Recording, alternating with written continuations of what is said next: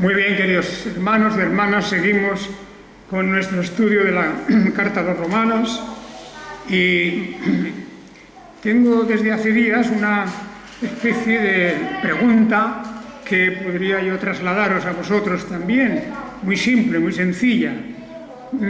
Si alguien os preguntara, oye, ¿de qué trata esa Carta a los Romanos? ¿Cómo podríamos resumirlo en una frase?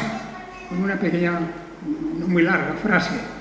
¿Cuál es el resumen de esta carta que ya tenemos en 2/3 partes, ya tenemos comentada y creo que con detalle? Y entonces pensad por un momento cuál sería vuestra respuesta. ¿De qué trata realmente la carta a los romanos? Bien, la respuesta puede ser variada, pero yo creo que podemos reunir todo lo que aquí se dice en una cosa muy simple, y es que aquí tenemos, como en ningún sitio, el despliegue de la obra de salvación, es decir, es la carta que contiene con más plenitud, de una forma más completa, todo el plan de salvación. Todo el plan de salvación. Y ese plan de salvación, fijaos vosotros que está incluyendo desde los orígenes, desde Abraham, más aún, indudablemente, podemos llegar hasta Adán y Eva, si queréis, pero como obra de salvación que constituye la Iglesia de Dios, es a través de Abraham. Y desde ese momento, cuando ya el apóstol Pablo empieza a hablar de este tema, pues va desarrollando la Iglesia del Antiguo Testamento, es decir, la historia de Israel, con detalles clave como de Abraham, de Isaac y de Jacob, en particular como Jacob, como gran jefe, diríamos, de esa iglesia de la antigüedad, y cómo eso se va desarrollando teniendo en cuenta que la historia completa de Israel comprende también épocas de gran infidelidad y de grandes juicios de Dios contra Israel, que es como decir contra su iglesia. No hace falta ya decir a estas alturas que en la palabra iglesia no encontramos nada de particular que diferencie Antiguo Testamento de Nuevo Testamento, porque iglesia, como ya sabéis, significa pues una convocatoria de personas que se reúnen, que acuden por una llamada que se les hace, y esto es lo que fue Israel. Es más, en el Nuevo Testamento encontramos alguna cita en que se habla, por ejemplo, de la iglesia en el desierto, hablando de la comunidad de la Asamblea de Israel cuando atravesaron el desierto. Pero también en esta historia del pueblo de Dios tenemos un fenómeno especial que el apóstol Pablo quiere explicarnos con todo lujo de detalles, porque esa iglesia que viene desde Abraham, vamos a decir así, para llamarlo como comunidad organizada, esa iglesia llega un momento que por su infidelidad parece que va a desaparecer. Tanto el reino del norte como del sur fueron al exilio, murieron muchísimos de ellos, fueron dispersados, en fin, sufrieron terribles derrotas, y parecía en un momento concreto que Israel iba a desaparecer. o sea, la Iglesia iba a desaparecer. Y ya hemos hablado en los últimos domingos de que en la mente de Dios no entra esa cuestión, no entra esa posibilidad. No va a desaparecer su Iglesia. Sea más grande, sea más pequeña, sea más fiel, sea menos fiel, las consecuencias vendrán, pero nunca su desaparición. El pueblo de Dios permanece para siempre. Permanece en tiempos de los profetas, en tiempos de los patriarcas, en los tiempos últimos ya, en que Israel como nación pierde su independencia política y pasa a ser dominada por griegos y luego por romanos, pero como tal pueblo, como tal iglesia y asamblea de Dios no desaparece. Y esto lo vimos el otro día con la figura de lo que aquí llama el remanente o el residuo, ¿verdad? Dios dice, me he reservado. Cuando Elías clama a Dios y dice, yo solo he quedado desesperado porque realmente había quedado físicamente, materialmente reducido a nada, solo estaba, pero aún había un pueblo que no veía él en sus lugares diversos, y Dios le dice, me he reservado 7.000 varones quienes no doblaron rodilla delante de Baal. Toda la lucha de Elías contra Acab y contra su mujer, terrible reina, pues esa lucha se terminaba, pero Dios había reservado a estos 7.000 varones que no doblaron su rodilla delante de Baal. Pues bien, en todo esto tenemos unas determinadas partes o secciones de la historia de la salvación.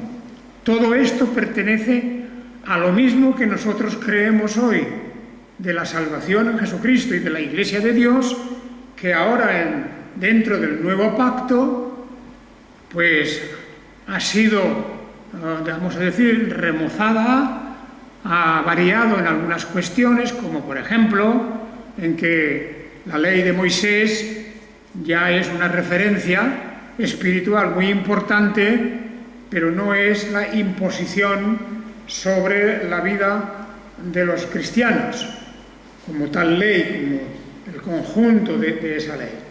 Sin embargo, esa ley sigue siendo buena, como dice el apóstol, y en esa ley podemos aprender muchísimo. Por tanto, no la descartamos, no podemos decir el Antiguo Testamento es una cosa y ya podemos olvidarnos, y el Nuevo es otra cosa, y a esa hemos de referirnos solamente. No, no es así. Antiguo y Nuevo Testamento están entrecruzados siempre, porque en el Antiguo Testamento hay todas las promesas que tenemos de Dios, y en el Nuevo Testamento tenemos la referencia del Antiguo. Y no podemos entender el uno sin el otro. Eso debe de quedar claro, y por lo tanto os animo a que en vuestras lecturas, unas pueden ser más ligeras que otras, pero siempre que incluyáis Nuevo Testamento y Antiguo Testamento. Esas dos cosas son imprescindibles. Bueno, pues esta carta a los romanos nos habla de eso, pero es una carta que a mí siempre me ha maravillado, y a vosotros también os habrá maravillado, por lo completa que es, por lo detallada y también por lo bien pensada que está. Es una carta que tiene un guión, una idea que va desde el principio hasta el final y que se va desarrollando hasta que va a llegar en algún momento de verdadera cumbre, de explosión, de gozo, de alegría, también de dejarnos maravillados de lo que es Dios y de lo que ha hecho Dios. Me quiero adelantar porque no tengo paciencia para llegar a eso dentro de un par de semanas, pero me adelanto para leeros de este mismo capítulo 11, que es una especie de conclusión parcial, en parte pues que hace el apóstol Pablo después de haber hablado de la elección del pueblo de Israel, por un lado, a punto de parecer una elección fracasada, pero eso es una apariencia, porque ya hemos dicho, de ninguna manera la elección de Israel y el plan de Dios a través de Israel nunca fue un fracaso, y esto lo vemos en estos capítulos, de capítulo 11. No, Israel no ha terminado. Es más, Dios provee una solución para que su iglesia adopte un nuevo carácter. Y es que al mismo tiempo que es el Israel de Dios, también va a ser el refugio de los gentiles, de los que, según la carne, no eran descendientes de Abraham, pero que en espíritu Dios los va a agregar a su pueblo original, a su pueblo Israel, los va a agregar porque, de la misma manera que Abraham fue justificado por la fe, así también los gentiles serán añadidos a la iglesia de Dios, porque también van a ser justificados por la fe y van a tener el mismo Redentor, y por lo tanto habrá una sola iglesia. Pero ya llegaremos al momento en que el apóstol nos explica que como este pueblo de Israel, a causa de su desviación, llegó a ser castigado de manera terrible. Pero resulta que aquel castigo y toda aquella desgracia y terrible sufrimiento que tuvieron que pasar no borra la dádiva de Dios, no borra ni suprime lo que Dios les había dado, la promesa de salvación. Y por eso en el versículo 29, me he adelantado yo ahora mucho, pero ya llegaremos para hablar de ese versículo más, 29, 30, 31, dice, porque irrevocables son los dones y el llamamiento de Dios. Fijaos, irrevocables. Lo que se le prometió a Israel se cumple, seguro. Porque si como vosotros en un tiempo fuisteis desobedientes a Dios, pero ahora en la desobediencia de ellos habéis alcanzado misericordia, así también ahora estos fueron desobedientes para que por la misericordia mostrada a vosotros ellos también alcancen misericordia. Porque a todos encerró Dios en desobediencia para tener misericordia de todos. Está hablando de judíos y de gentiles. El proceso por el que los judíos aparentemente fueron descartados fue la desobediencia y rebeldía de ellos. No reconocieron al Mesías, no fueron a pedirle perdón y salvación. Pero también los gentiles también habían vivido sin Dios ni esperanza. Y ahora Dios realiza algo supremo, y es que de esa desobediencia de judíos y de gentiles, Dios va a ejercer su misericordia. Eso es lo que dice el versículo 32, porque a todos encerró Dios en desobediencia para tener misericordia de todos. Todos quiere decir judíos y gentiles, repito, no se refiere a la salvación universal. Esta palabra todos aquí se refiere a de un grupo y de otro grupo, porque la humanidad a los ojos de Dios está dividida en su pueblo judío, o Israel, y los gentiles. Esa es la división que a los ojos de Dios existe. Y primero esa salvación fue para los judíos. Y la desobediencia de ellos movió a Dios a llevar el evangelio de salvación al otro grupo, a los gentiles. Y por eso Dios los encerró en desobediencia, es decir, hay una causa real en la que la desobediencia de gentiles y judíos entra en los decretos de Dios, en los propósitos de Dios. ¿Para qué? Para a continuación tener misericordia de los dos. Tener misericordia porque ellos ya no pueden por sí mismos, ni el judío ni el gentil pueden salvarse por sus propios medios. Se han rebelado contra Dios, y eso es lo que él explica al principio de la carta, cuando repasa la situación del pueblo de Israel y la situación del pueblo gentil. Todos están bajo condenación, no hay justo ni a uno. Pero en el momento en que Dios, por su misericordia y por su gracia, tiene la voluntad de derramar su amor de salvación sobre un grupo y sobre otros, resulta que por eso entonces comprendemos que también antes habían sido desobedientes. Antes habían insultado a Dios. Pero ahora Dios tiene misericordia de todos, judíos y gentiles. Y entonces viene el versículo 33.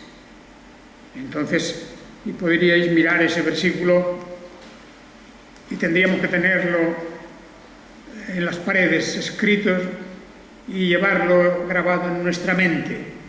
Esos versículos desde el 33 en adelante. Fijaos qué dice, después de haber explicado lo que antecede. Oh profundidad de las riquezas, de la sabiduría y del conocimiento de Dios, cuán insondables son sus juicios e inescrutables sus caminos. Pues, ¿quién entendió la mente del Señor? ¿O quién fue su consejero? ¿O quién le dio a él primero para que le sea recompensado? Porque de él, por él y en él son todas las cosas. A él sea la gloria para siempre. Amén. Bueno, es impresionante este pasaje. Es impresionante y al mismo tiempo nos está enseñando una cosa gloriosa, la distancia que hay entre Dios y el ser humano.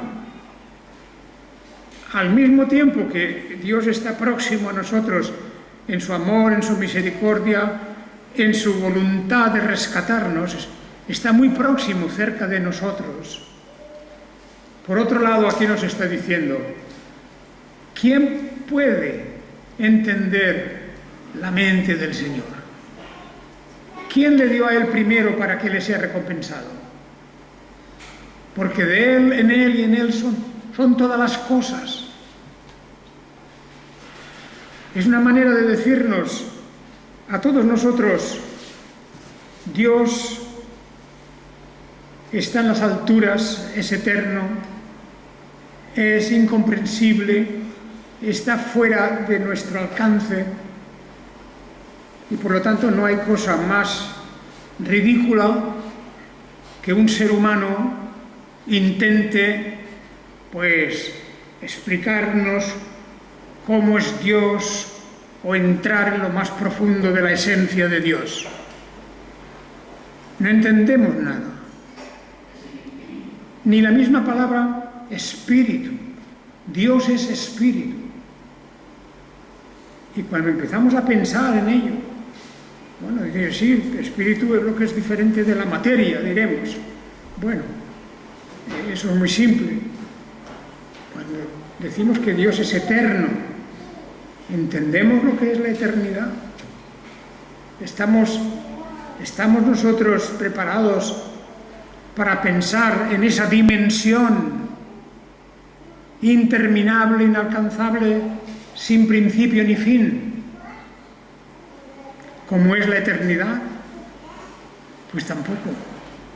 Y si escudriñáramos cada uno de sus atributos y de la esencia y de la naturaleza de Dios, podríamos decir, nosotros aquí en este mundo, y mientras aquí estemos, no podemos realmente abarcar en nuestro pensamiento lo que es la naturaleza divina. Y eso es lo que el apóstol Pablo dice en el versículo 34. Dice, pues ¿quién entendió la mente del Señor? ¿Quién entendió la mente del Señor? Y en algún lugar la Biblia también se expresa en términos parecidos cuando a veces nos preguntamos, bueno, ¿y por qué ha hecho Dios esto? O la gente como se pregunta, ¿y si hay un Dios, por qué permite esto? ¿Por qué esta cosa sucede? Esto es como intentar comprender la mente del Señor.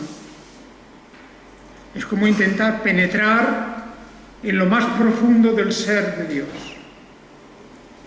Y nosotros no podemos. No podemos. Por eso en algunos momentos la Biblia corta y dice, no sigas pensando, porque no puedes llegar. No podemos entender. Por eso, oh profundidad de las riquezas, de la sabiduría y del conocimiento de Dios, cuán insondables son sus juicios e inescrutables sus caminos. Fijaos estas palabras, insondables. Echamos la sonda en ese océano del pensamiento de Dios y nunca llega al fondo. Nunca.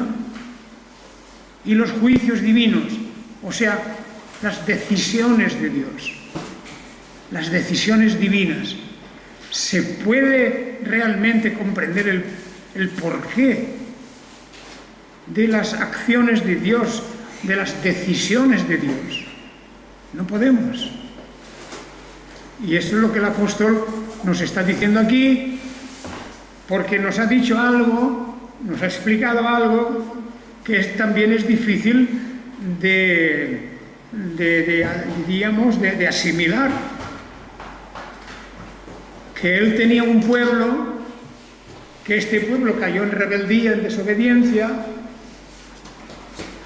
Dios aparentemente abandona o deja a este pueblo, aunque no a todos, porque queda un residuo, y Dios se va a formar otro pueblo, de los gentiles, otra parte de la iglesia, de su pueblo. Y todo eso ocurre debido a que por la desobediencia de ellos, y Dios los encerró en desobediencia hasta el día en que Dios mismo envía a su Hijo unigénito para realizar esta obra de salvación. Bueno, eso es lo que el apóstol Pablo ha venido avisándonos en todos los capítulos, preparándonos primero para comprender la rebelión de Israel, al principio, la rebelión de los gentiles también, la imposibilidad del ser humano de alcanzar con sus propios medios la justificación ante Dios. No hay excusa, no hay explicación que podamos dar a Dios sobre nuestros pecados, solamente pedir el perdón de ellos, solamente reconocerlos y esperar en su gracia, en su misericordia, porque aquí todo se va a resolver al final por un acto de la gracia de Dios en la persona de Jesucristo. De manera que a mí esta carta me conmueve profundamente. Me conmueve porque no solamente que es la carta más profunda y más extensa sobre esto, sino porque se ve que Dios había guiado al apóstol San Pablo, encargado de escribirla, guiado por Dios para ir poniendo peldaño tras peldaño, piedra tras piedra, hasta llegar al final. Y es una carta tan coherente, tan completa, tan perfecta, sin desdeñar a las demás, por supuesto, pero es que su misma longitud y los temas que nos da, pues merecen este tratamiento. Y por lo tanto, fijaos que este capítulo 11, pues, habla de estas cuestiones. Y así llegamos yéndonos un poquito atrás, porque me he adelantado, porque he dicho, no podía tener la paciencia para leeros y comentar estos versículos 33 al 36. El 36 dice, porque de Él, por Él y en Él son todas las cosas. A Él sea la gloria por siempre. Amén. Es el absoluto. Es la totalidad de todo. Valga la redundancia, ¿verdad? La totalidad de todo lo que existe en el universo ha existido siempre. Y ahí hemos de incluir, naturalmente, todas las cosas materiales, la ciencia, que a lo largo de milenios ha ido avanzando pasito a pasito, la ciencia que hoy día está tan envalentonada, porque hay muchas cosas nuevas que se han descubierto, pero todo eso se queda en un grano de arena. Todo eso es un grano de arena comparado con la grandeza de este plan de salvación. Oh, profundidad de las riquezas, de la sabiduría y del conocimiento de Dios. ¡Qué frase! El apóstol Pablo está como absorto, anonadado, cuando él mismo escribiendo estas cosas, comparando lo que ha ocurrido entre el pueblo de Israel y los gentiles y la obra redentora y toda la dispensación de lo que es el antiguo pacto y el nuevo en Jesucristo. Todo eso le lleva a la profundidad de las riquezas del Evangelio, como diciendo, es imposible de explicar.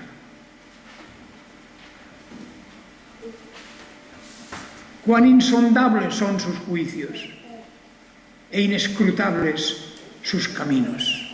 ¿Quién entendió la mente del Señor? Esta frase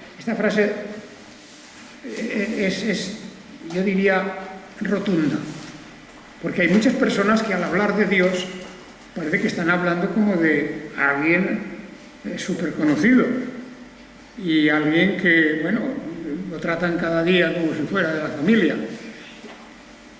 Está bien que tomemos a Dios en la confianza de la oración, del respeto, y que podamos estar próximos a Él en nuestras calamidades, en nuestras necesidades. Pero la pregunta es del versículo 34. ¿Quién entendió la mente del Señor o quién fue su consejero? ¿Y cuán insondables son sus juicios, inescrutables sus caminos? ¿O quién le dio a él primero para que le sea recompensado? Está diciéndonos cosas como diciendo, oye, cuidado, que Dios es otra cosa.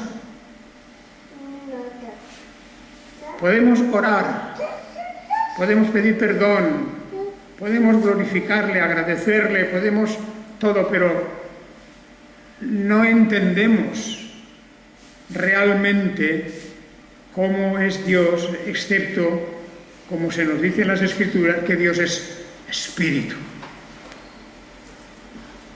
Perfecto, santo, justo. Y ahí vienen todos sus atributos. Omnipresente. En fin, es cuando el apóstol dice, vamos a poner las cosas en su sitio. Porque el ser humano, en su arrogancia, desde el pecado de Adán, cuando la propuesta era, seréis como Dios, esa promesa satánica todavía queda en la mente humana. Y en la mente humana hay ese sentimiento de que pronto o tarde el ser humano llegará a conocerlo todo. Y yo he visto en televisión recientemente pues unas entrevistas a personas de estas que van en la punta de lanza de la investigación científica, etc. Y ya se creen dioses. Ya se creen dioses porque hablan de cómo un tiempo venidero corto, muy corto, el ser humano será capaz de prácticamente todo lo que nosotros hoy pensamos que lo hace Dios, incluida la muerte, la desaparición de la muerte. Y hablan en serio. Y no son charlatanes, son hombres de ciencia. Y entonces hemos de estar muy preparados para decir no. Dios está en lo alto, en su trono celestial, y nosotros pisamos la tierra aquí. Y no es lo mismo el uno que el otro. Bien, esta es pues la cuestión. Dentro de lo que he dicho, he hablado bastante del contenido de los versículos 11 al 24. Que era bueno, una parte de nuestra lectura de hoy, ¿verdad? Y teníamos del 5 al 13 en teoría.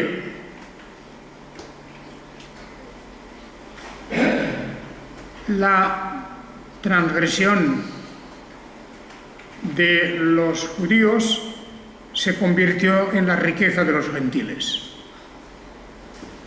Ahí está, como dice en el versículo 11 y 12, cuando dice, ¿acaso tropezaron para caer? Dice el versículo 11, está hablando de los judíos. Tropezaron para caer, o sea, tropezaron para definitivamente desaparecer, de ninguna manera, pero con su transgresión vino la salvación a los gentiles para provocarlos a celos. Y si su transgresión es riqueza del mundo y su fracaso la riqueza de los gentiles, cuánto más su plena restauración. De manera que aún no ha llegado el final, porque habrá una restauración. No solamente que un pueblo cayó y sigue caído, porque el judaísmo es un sistema que tiene un fundamento en la Biblia del Antiguo Testamento, pero con unas interpretaciones que podemos decir aberrantes. Y la ley, que es buena y maravillosa y nos lleva y conduce al conocimiento del pecado, la ley la han tomado en un sentido estrictamente literal y aplicándola de forma inmisericordia, ¿verdad? Y eso, pues, ese es el problema con el pueblo judío de ahora, de los que viven muy cerca de la ley de Dios, pero equivocadamente. Eso ya lo denuncia el apóstol Pablo al principio de esta carta, la carta a los Gálatas sobre todo. No entienden el propósito de la ley. No entienden que es para que reconozcamos nuestros pecados, sino que creen que esforzándose mucho cumpliendo la ley ya tienen esa salvación, esa redención garantizada. Bien, ahí tenemos pues todo este material un poco revuelto hoy, porque yo quería hablaros sobre todo, como digo, por mi impaciencia, de esos versículos 33 al 36, leedlos muchas veces y escudriñadlos y todo lo que podáis para grabarlos en nuestro corazón, en nuestra mente. Dios es diferente. Nadie podrá jamás alcanzar ni aún un átomo del conocimiento verdadero y real de Dios. Digo nadie aquí en este mundo, mientras estamos aquí. Otra cosa es, en nuestra redención, en nuestra resurrección, le veremos como Él es, seremos como Él es, y hay una identificación grandiosa. Pero ahora, mucho cuidado cuando hablemos de Dios, y sobre todo de la esencia de Dios. Mucho cuidado, porque a veces en el atrevimiento de una persona, aun creyendo en la Biblia, pues se pone a describir a Dios como si lo tuviera delante en pintura, ¿verdad? No, es inescrutable, es un misterio. Esa es la realidad. Pero Él está cerca de nosotros, nos apoya, nos ayuda, nos guía, perdona nuestros pecados, conoce nuestros pecados y aún así continuamos siendo sus hijos. Y ahí tenemos la gran promesa que ha de venir de que un día por fin nos uniremos a Él. Y aquí tenemos, hermanos, pues todo, y por hoy vamos a dejar este pasaje y continuaremos completando los trozos sueltos que hoy ha sido el comentario de la palabra de Dios. Que el Señor os bendiga a todos. Amén.